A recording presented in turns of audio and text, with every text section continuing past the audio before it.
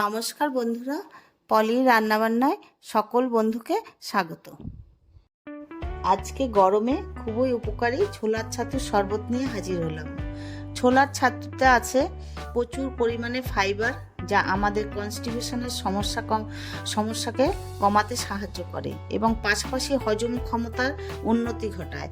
এছাড়া ছাতু শরীর এবং পেটকে ঠান্ডা রাখে, ডিহাইড্রেশনের হাত থেকে বাঁচায়।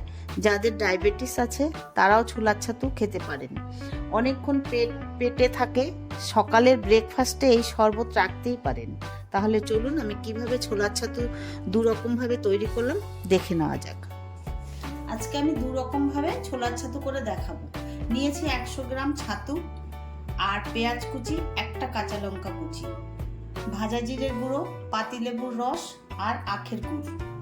প্রথমে ছাতু দিয়ে দিচ্ছি স্বাদ অনুযায়ী বিট লবণ,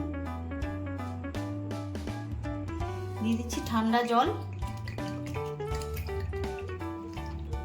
ভালো করে গুলিয়ে নিচ্ছি। একটু ভালো করে গুলিয়ে নিতে হবে যাতে ছাতুর কোনো দানা না থাকে।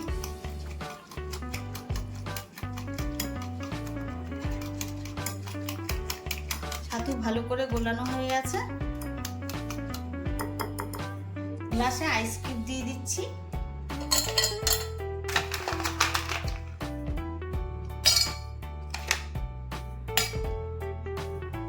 ছাতুর শরবতটা ঢেলে দিচ্ছি।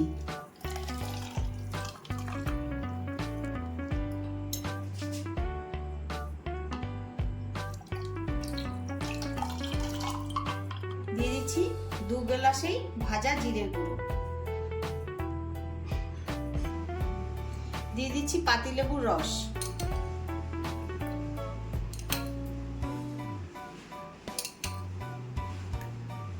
একটা গ্লাসে দিয়ে দিচ্ছি পেঁয়াজ কুচি আর লঙ্কা কুচি। যাদের ডায়াবেটিস আছে তারা এইভাবে ছাতুর ঘোলটা করে অবশ্যই খেতে পারেন। শরবতটা ভালো করে নাড়া দিয়ে দিচ্ছি।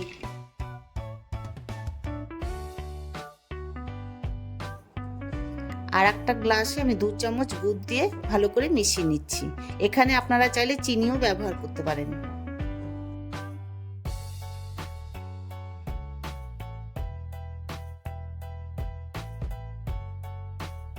দুটো গ্লাসেই ভাজা জিরে গুঁড়ো দিয়ে দিচ্ছি, 2 কুচি বরফ দিয়ে দিচ্ছি।